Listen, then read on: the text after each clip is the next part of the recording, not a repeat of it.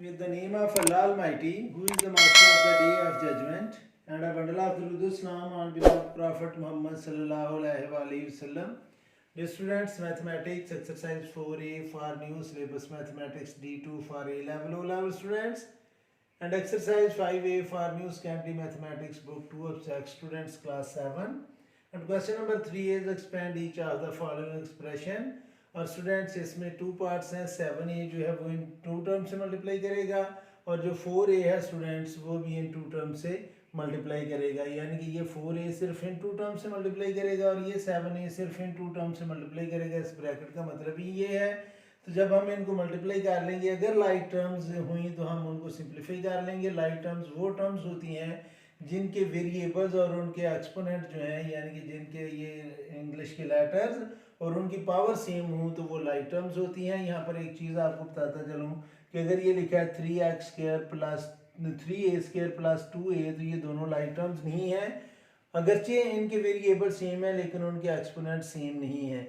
या तो मुझे इसको स्क्वायर करना पड़ेगा तो फिर ये लाइक टर्म्स हैं, या ये हो 9a माइनस 3a तो अब ये भी लाइक टर्म्स हैं क्योंकि इनके वेरिएबल्स और पावर सेम है. कोएफिशिएंट सेम होना ज़रूरी नहीं है लेकिन वेरिएबल जो है वो और उनके पावर्स का सेम होना ज़रूरी है लाइक टर्म्स के लिए. तो अगर इसमें लाइक टर्म्स आई प्रोडक्ट इसको मल्टीप्लाई करने के बाद तो फिर हम उनको सिंप्लीफाई भी करेंगे. तो अब स्टूडेंट्स जब 7 जो है 3 से मल्टीप्लाई करेगा तो 7 3 21, ये दोनों वेरिएबल डिफरेंट हैं तो ए बी साथ आ जाएगा. जब -7 जो है वो -4 से मल्टीप्लाई करेगा प्लस और माइनस माइनस, तो 7 को 4 से मल्टीप्लाई किया तो ये आ जाएगा 28ac. यानी कि मैंने इस 7a को इन दोनों से मल्टीप्लाई कर लिया. अब हम 4a को इन दोनों से मल्टीप्लाई करेंगे तो ये प्लस है, 3c से पहले भी प्लस है तो प्लस, जब प्लस से मल्टीप्लाई करेगा तो प्लस ही रहेगा. 4 को 3 से मल्टीप्लाई किया तो ये आ जाएगा स्टूडेंट्स 12ac. ये प्लस और ये माइनस मल्टीप्लाई करेंगे तो -4 2 8ab. अब स्टूडेंट्स आप गौर करें इनका, इन पर चारों टर्म्स पर कि ये भी ए बी है और ये भी ए बी है तो ये दोनों लाइक टर्म्स हैं. ये ए सी है, ये भी ए सी है तो ये दोनों लाइक टर्म्स हैं. तो मैं इसको इसके साथ लिखूंगा ताकि हम सिंप्लीफाई कर लें. तो ये आएगा 21ab माइनस 8ab और आगे मैं इन दोनों को इसी तरह लिखूंगा -28ac प्लस 12ac. अब स्टूडेंट्स यहाँ पर एक चीज़ आपने माइंड में रखनी है कि ये दोनों लाइक टर्म्स हैं 21ab और 8ab, लेकिन इनके साइन डिफरेंट हैं. अगर लाइक टर्म के साइन डिफरेंट हों यानी कि एक माइनस हो और एक प्लस हो तो हम बड़ी फिगर में से छोटी को माइनस करके बड़ी का साइन लगाएंगे. तो 21 में से जब हम माइनस करेंगे 8 को तो ये आएगा 13 और बड़ी जो टर्म है वो 21 है, इसका साइन पॉजिटिव है इसलिए ये पॉजिटिव होगा. और मैं इसके साथ प्लस लिखूंगा नहीं क्योंकि फर्स्ट टर्म अंडरस्टूड होती है, अगर उसके साथ कोई साइन नहीं है तो वो पॉजिटिव है. अब इन दोनों टर्म्स को देखें स्टूडेंट्स, ये 28ac है, ये 12ac है. इनके साइन भी डिफरेंट है, एक माइनस है और एक प्लस है. तो जब साइन डिफरेंट हों तो हम बड़ी फिगर में से छोटी टर्म को माइनस करते हैं और बड़ी का साइन लगाते हैं. तो चूंकि बड़ी 28 है 12a से तो इसलिए माइनस का साइन लगेगा और 28 में से 12 को आपने माइनस करना है. इस रूल को आपने माइंड में रखना है कि जब साइन आपके टर्म्स के डिफरेंट है तो आप छोटी टर्म को बड़ी में से माइनस करके बड़ी का साइन लगाएंगे.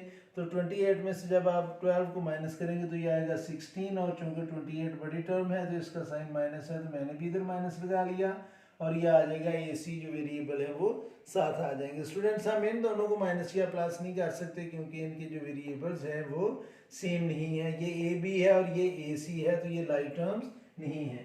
ये स्टूडेंट्स ये पार्ट है क्वेश्चन नंबर 3 का. अभी मैं इसका B पार्ट करूँगा और B पार्ट है इसका.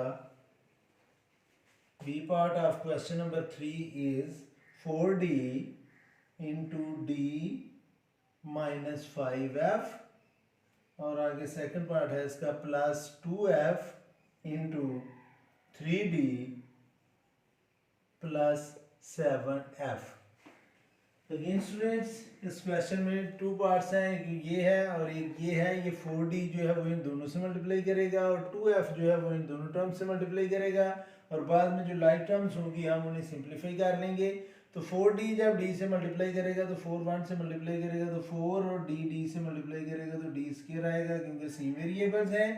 और जब 4 का साइन है प्लस और ये माइनस तो प्लस माइनस से मल्टीप्लाई करेगा तो यहाँ पर आएगा 4 को 5 से मल्टीप्लाई करें तो 5 4 ज़ार 20, और ये दोनों वेरिएबल्स डिफरेंट हैं तो मैं इसको लिख लूँगा DF।